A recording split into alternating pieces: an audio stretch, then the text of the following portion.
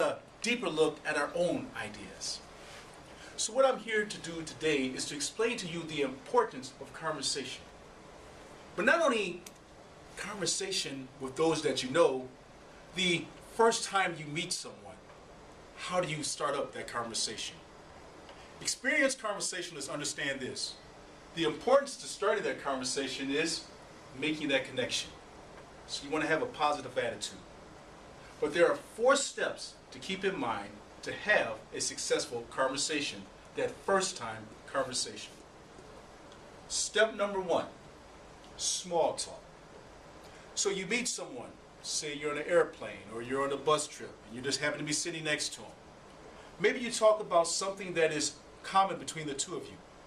The weather, the plane being delayed, how narrow the seats are. But it's just something that's short, almost like an icebreaker to get the other person to speak. Depending on how that goes, you go to phase number 2, fact disclosure. Why are you here? Are you here on business? Are you here to visit family? But what you're trying to do is to get them to converse with you, have that conversation, pull them out. Now if step number 2 goes well, you move to step number 3, viewpoints, opinions. Maybe they want to talk about their political views or give their viewpoints of what's going on in the world today. And that 4th, the last one, personal beliefs. Maybe here you talk about your children, your family situation, how things are going on in your personal life. Now I'm going to warn you, steps 3 and 4 generally don't happen on that first meeting. That's usually after you've taken the time to get to know the person. I mean, think about it.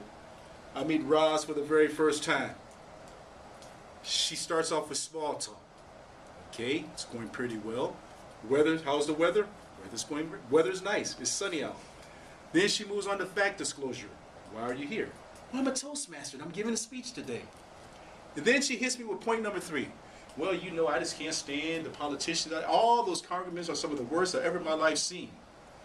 Really? That's nice. Didn't ask you that, but okay. And then she hits me with number 4. Oh, my husband and I were having all kinds of problems, and I just don't know, and da-da-da. Really? That's very nice. Well, it was nice talking to you. She's now pushed me away. So, you want to make sure that you follow the steps of being a conversationalist. Number 1, small talk. If that goes well, then you can go to fact disclosure.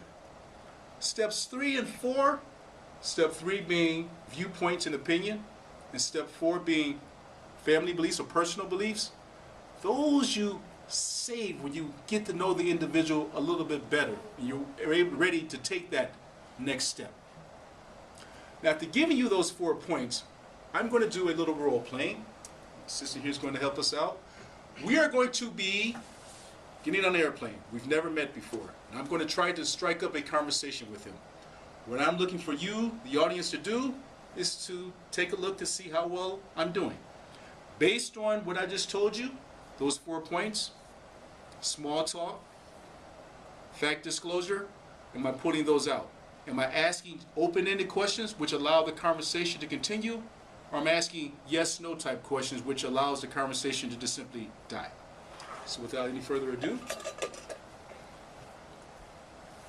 we're going to pretend we're sitting in the plane. Oh, man. Seats are small, aren't they? Yeah, they're really small. The weather's pretty nice here.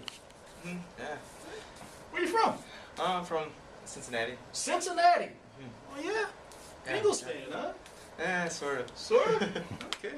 Here for work or pleasure? I'm going on vacation. Vacation? Huh. Oh, that's nice. Yeah. What are you here for? I'm here for work. Oh, okay. Yeah. I work at Ford, so we're down here, we're doing some testing. And I know I didn't tell anybody where we're at, but we're in Arizona. So, okay. Yeah, so we're down here, okay? Yeah. So how long are you going to be here for vacationing? Probably 2 weeks. Oh, yeah.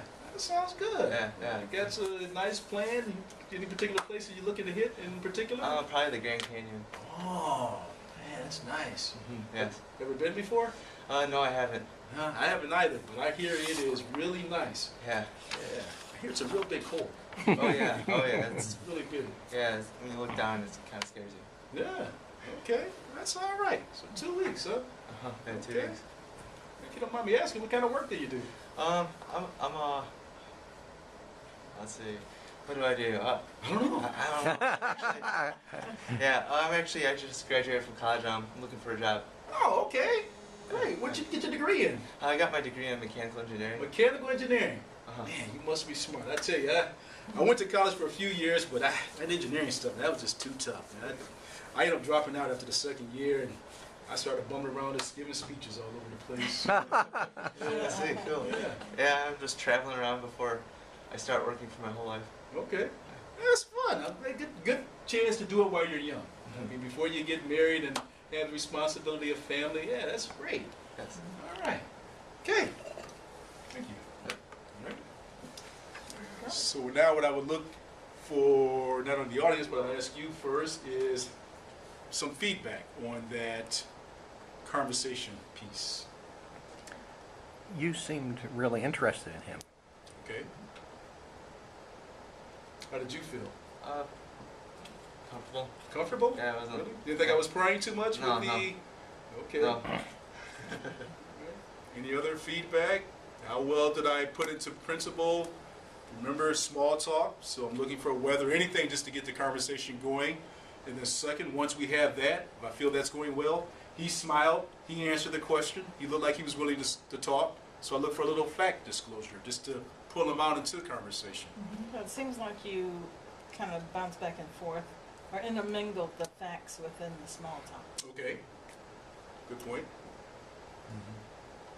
Which I think that seems kind of natural to do. You do a little small talk, get a fact, do a little small talk around the fact, and then I'm not sure I really noticed well, I guess asking him what he does and what he's doing is getting more into his personal viewpoints. I think you seem comfortable with each other, so that seemed like a natural progression. You didn't get real personal, real sharing of personal things, so because I think that involves a lot of exposure. So Yes. just having a 2-minute or 3-minute conversation, I think you did well. Just sticking with the facts and small talk. Okay. Very good. Thank you very much. Thank you. My sister. Thank you. So, again, being a conversationalist, it is very important. It is something that we all do. It allows us to meet a very basic human necessity, human contact. When you think about all the important relationships in your life, you realize that there are plenty of conversations. How to become a good conversationalist, especially if you're meeting a person for the first time. 4-step process. Number 1, small talk. Something that is either about you or them or a common experience that you two are sharing, like location, weather. Second, fact disclosure.